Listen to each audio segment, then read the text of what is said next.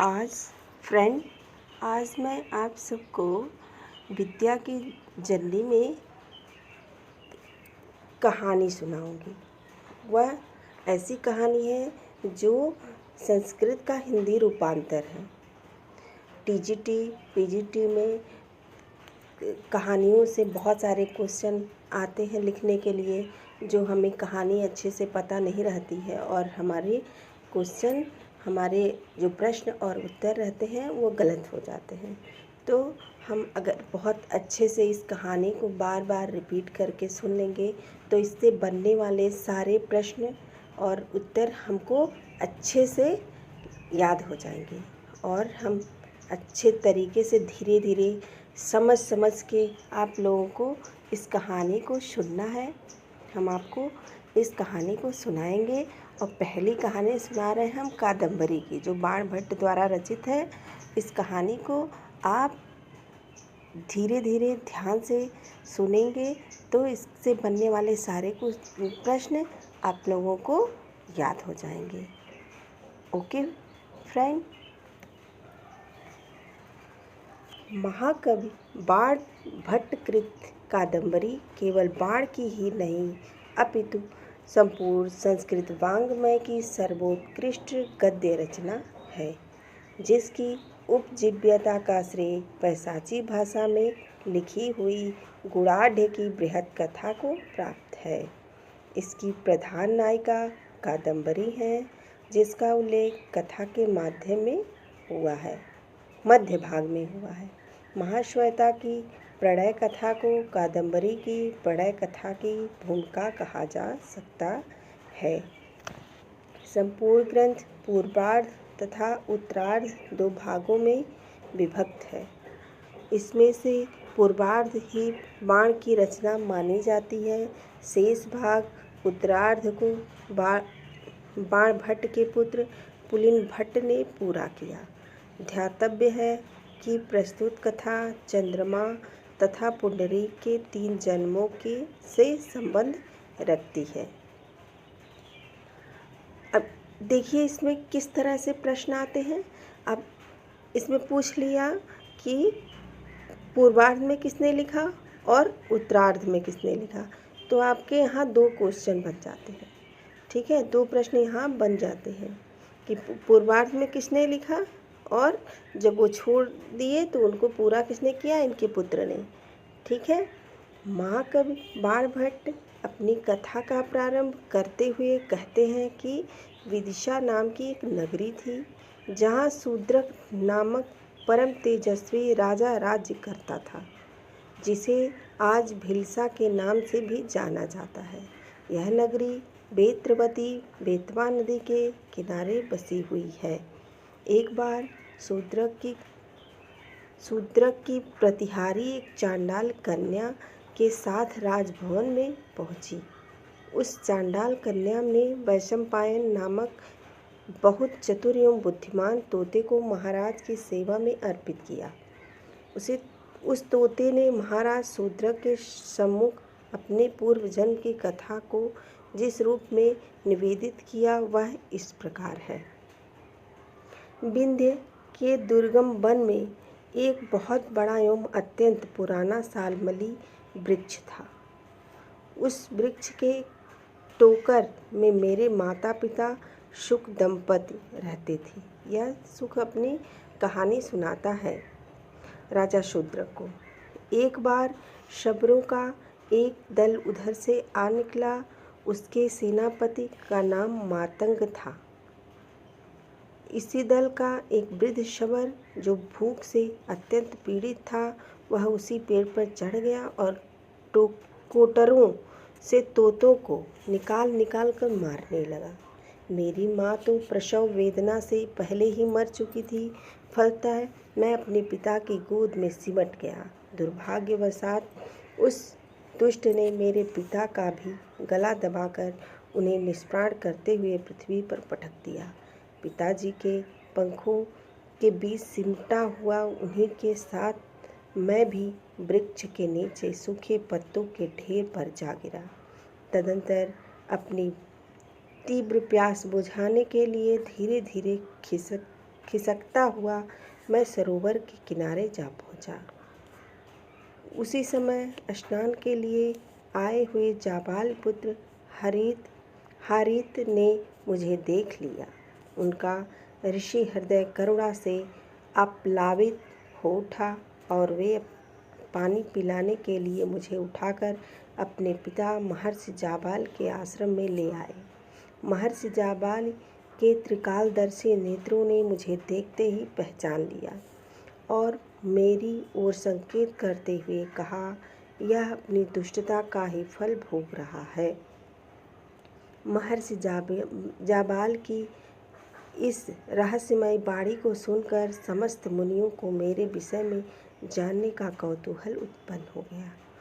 उन मुनियों की जिज्ञासा का समाधान करते हुए महर्षि जाबाल ने मेरे पूर्व जन्म की कथा को कहना प्रारंभ किया।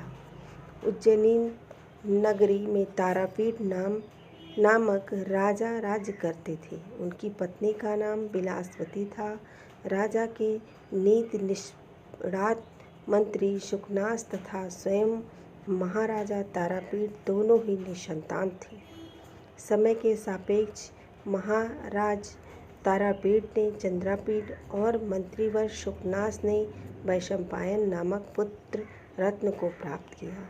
दोनों बालक सहोदर भाई के समान प्रेम व सौहार्द पूर्वक साथ साथ विद्या अध्ययन करते हुए 16 वर्ष की अवस्था में पूर्णतया शिक्षित होकर गुरुवाज्ञानुसार विद्यागृह से राजमहल को आए। चंद्रापीठ ने उपहार के रूप में इंद्रायुध नामक एक अलौकिक घोड़े को तथा महारानी द्वारा प्रेषित कुलुताधिपति की वंदिन कृता दुहिता पत्रलेखा को प्राप्त किया। युवराज पद पर अभिषिक्त होने के पश्चात महामंत्री शुकनास के उद्देश्यों को अत्यंत शालीनतापूर्वक आत्मसात करके चंद्रापीठ ने इंद्रायुध घोड़े तथा वैशंपायन के साथ 3 वर्ष तक चलने वाली दिग्विजय यात्रा के लिए प्रस्थान किया। इसी दौरान किन्नर युगल का पीछा करते हुए अच्छोत सरोवरस्थ महाश्वेता आश्रम में जा पहुंचा। चंद्रापीठ द्वारा पूछे जाने पर महाश्वेता ने आपीती संपूर्ण कथा को कह सुनाया, जो इस प्रकार है। गंधर्वराज हंस ने चंद्रवंशोत्पन्न गौरी देवी से विवाह किया। मैं उन्हीं हंस गौरी के उत्पन्न महाश्वेता हूँ। धीरे धीरे मेरी बाल्यावस्था समाप्त हुई और शरीर में युवावस्था का संचार हुआ। इन्हीं दिनों एक बार अपनी माता के साथ स्नान करने के लिए मैं एक अच्छोत सरोवर पर आई। यहाँ मैंने किसी अलौकिक पुष्प की सुगंध का अनुभव किया, जिसे महर्षि श्वेतकेतु तथा भगवती लक्ष्मी के मानस पुत्र पुंडरीक ने अपने कान के ऊपर धारण कर रखा था। मैंने पुंडरीक के मित्र कपिज्वल से उस अनुपम सौंदर्य वाले पुंडरीक का परिचय ज्ञात किया और हम दोनों परस्पर एक दूसरे की ओर आकर्षित हो गए। पुंडरीक अपनी पुष्प मंजरी को मेरे कानों पर स्थापित कर ही रहे थे कि मेरे कपोल स्पर्श जन्य रोमांच से उनकी अक्षमाला उनके हाथ से गिर गई, जिसे अत्यंत चपलतापूर्वक मैंने अपने गले में धारण कर लिया तथा बदले में अपनी मुक्तावली उन्हें समर्पित करते हुए अपनी माँ के साथ मैं राजमहल चली आई। कुछ समय पश्चात कपिज्वल से पुंडरीक की काम अभिभूत दशा का समाचार सुनकर जब मैं उनसे मिलने के लिए इस स्थान पर आई तो पता चला कि उनकी आत्मा परमात्मा में विलीन हो चुकी है। इसी समय चंद्रमंडल से बाहर निकलता हुआ कोई पुरुष इस पृथ्वी तल पर आया और पुंडरीक के मृत शरीर के साथ पुनः आकाश में विलीन हो गया। इस आश्चर्यजनक घटना को देखकर जिज्ञासावशात कपिज्वल भी उन्हीं के पीछे उड़ता हुआ आकाश मंडल में तिरोहित हो गया। तभी से पूर्वोक्त आकाशवाणी के अनुसार अपने प्रियतम से पुनर्मिलन की प्रतीक्षा में मैं योगिनी वेश में इस आश्रम में भगवान शिव की सेवा में संलग्न हूँ। मेरे इस निर्णय से खिन्नचित्त मेरी अत्यंत सहेलिया चित्ररथ मंदिरा की पुत्री कादम्बरी ने भी मेरे विवाह पर्यंत ब्रह्मचर्य व्रत धारण करने का निश्चय कर लिया है। आत्मविषयी इस कथा को सुनाने के बाद कादम्बरी ने दृढ़ निश्चय से दुखित महाश्वेता चंद्रापीठ के साथ हेमकूटस्थ कादम्बरी के पास चली गई। प्रथम दर्शन में ही चंद्रापीठ और कादम्बरी एक दूसरे से आसक्त हो गए। पारस्परिक प्रेम मिलाप से पूर्व ही शीघ्र उज्जैनी वापस लौटने का पिता का संदेश पाकर विवश होकर सेनापति पुत्र मेघनाथ के संरक्षण में पत्रलेखा को कुछ दिनों के लिए कादम्बरी के पास ही छोड़कर तथा वैशंपायन को सैन्य दल के साथ अपने आने के लिए कहकर चंद्रापीठ ने अत्यंत शीघ्रतापूर्वक राजधानी के लिए प्रस्थान किया। चंद्रापीठ के उज्जैनी पहुंचने के कुछ दिनों के पश्चात ही मेघनाथ के साथ वापस आई हुई पत्रलेखा ने कादम्बरी की विरह व्यथा तथा उसकी उल्लाहनापूर्ण उक्तियों को कह सुनाया, जिससे कादम्बरी विषयक चंद्रापीठ का प्रेम और भी उद्दीप्त हो उठा। कुछ दिनों के बाद अछूत सरोवर सैन्य दल जब उज्जैनी वापस लौटा तो सैन्य दल के माध्यम से यह जानकर महामंत्री सुखनाश को बहुत कष्ट हुआ कि वैशंपायन ने एक विचित्र व्यक्ति की भांति व्यवहार करते हुए अछूत सरोवर पर ही ठहरने का निश्चय करते हुए राजधानी वापस लौटने से इनकार कर दिया। लेकिन युवराज चंद्रापीठ को पूर्णतः विश्वास था कि वैशंपायन निर्दोष है। फलतः वह वैशंपायन से मिलने के लिए अछूत सरोवर की ओर चल पड़ा। वहां पहुंचने पर उसे महाश्वेता द्वारा यह सूचना मिली कि अपने शरीर का परित्याग कर चुका है। इस हृदय विदारक असह्य समाचार को सुनकर चंद्रापीठ भी अपनी चेतना को संभालने में असमर्थ होता हुआ मृत्यु की गोद में सो गया।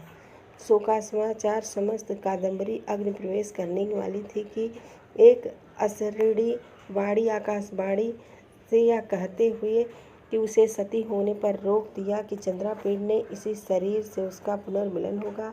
इस दौरान देखते ही देखते पत्रलेखा एकाएक उठी और इंद्रायुध के साथ सरोवर में कूद पड़ी। तदंतर ही लोगों ने देखा कि कपिचल पुंडरीक का मित्र जो सरोवर में जल से निकलता हुआ चला आ रहा है। कपिचल की महाश्वेता को बताया कि पुंडरीक का शरीर चंद्रलोक में सुरक्षित है। चंद्र प्रदत्त शाप से क्षय होते हैं उसका महाश्वेता से पुनर्मिलन होगा।